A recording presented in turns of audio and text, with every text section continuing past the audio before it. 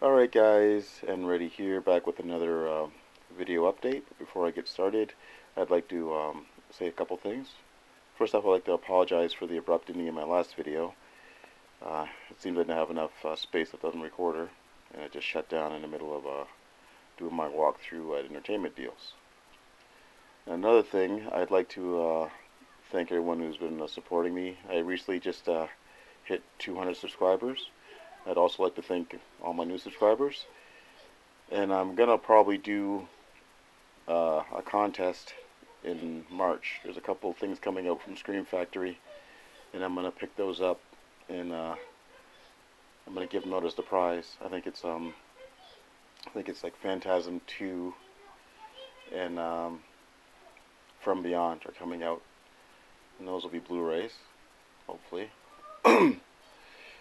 Alright guys, I'm just going to get right started into this update, and everything I'm going to show you is things I picked up at entertainment deals.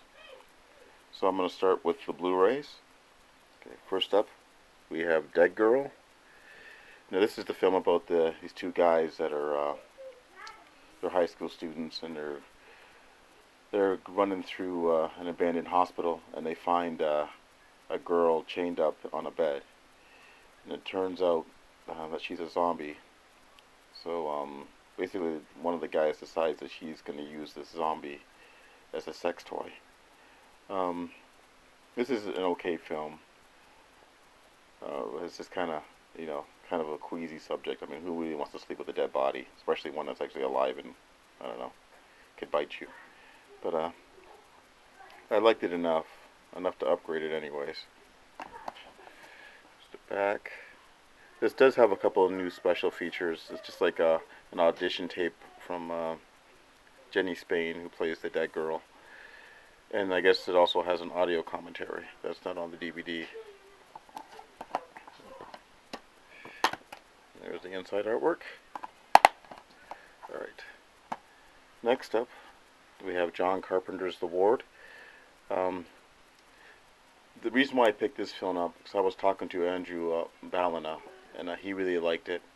I originally had watched this online because this movie had sat on the shelf for a while before they released it onto home video, and I got tired of waiting for it when I first heard about it, so I just watched it online. I streamed it, and I didn't like it all that much, but at the same time it held my attention all the way through. I didn't want to turn it off or anything like that. So I figured I'd give it another shot based on Andrew's recommendation.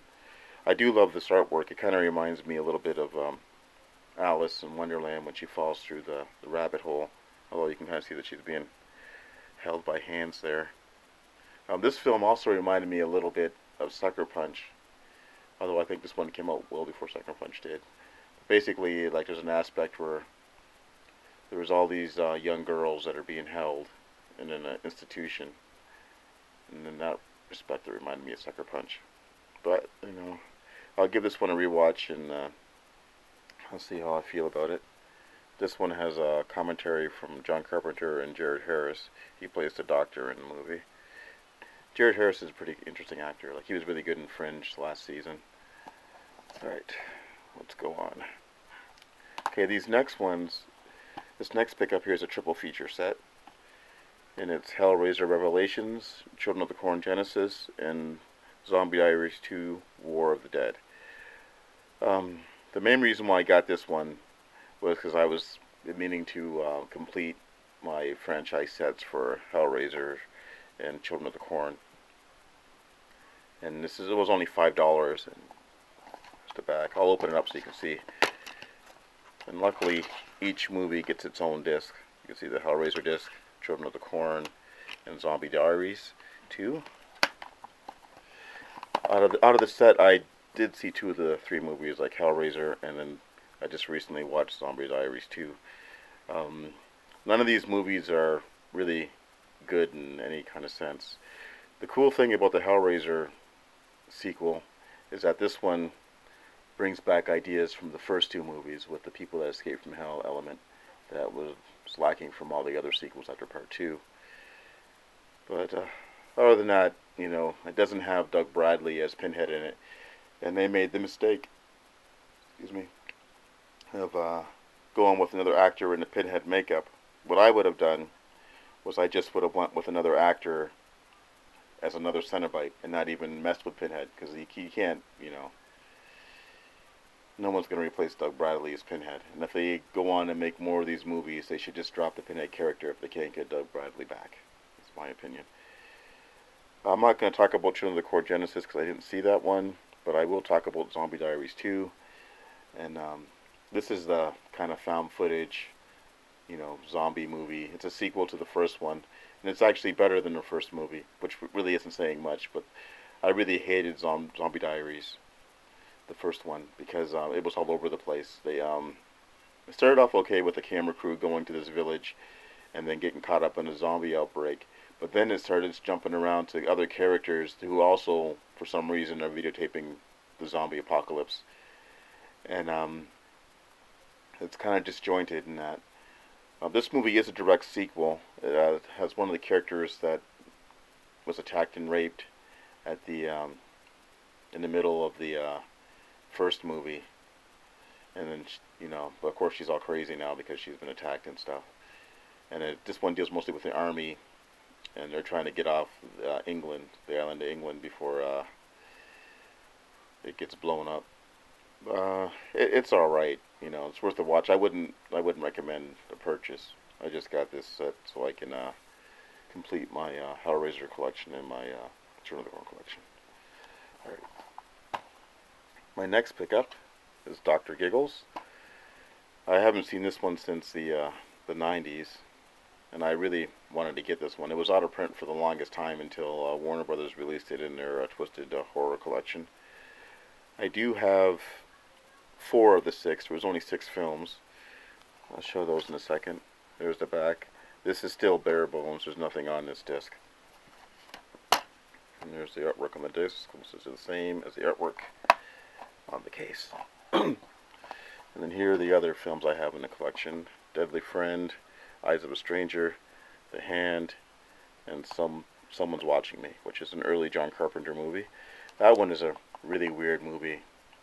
I was just watching that one just recently, and what's her name here? Lauren Hutton is so quirky in her movie. She plays like a TV director who was being stalked by some guy in an apartment adjacent her apartment. This is really odd. So, as far as the Twisted Horror collection goes, I only need one more film in that collection, which I think is Terror from Beyond the Grave. So I'll have to keep my eye out for that one. Alright, and now on to my last pickup, and that is Detention.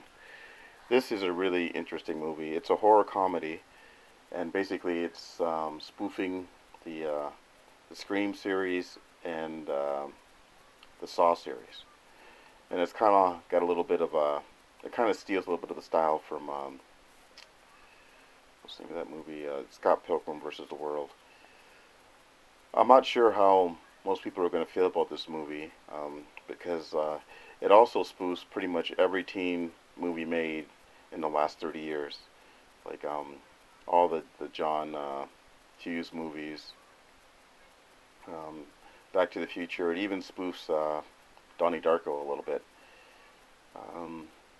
Like there is some decent gore in this movie, but I think it's going to split the horror fans because the last third of the movie, it kind of abandons the horror elements for a little bit there. But I was amused watching it. It wasn't really funny, but it was amusing.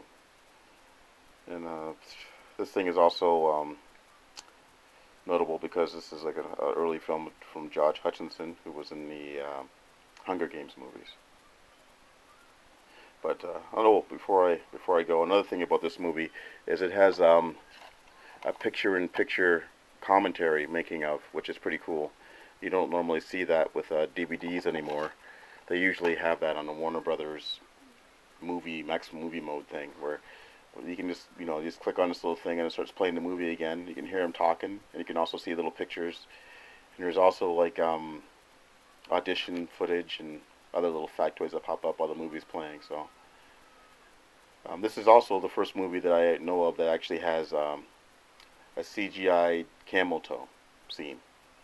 And I wouldn't know that unless I watched the thing, so I thought that was really amusing. Alright guys, thanks for watching. Until next time, I will talk to you later.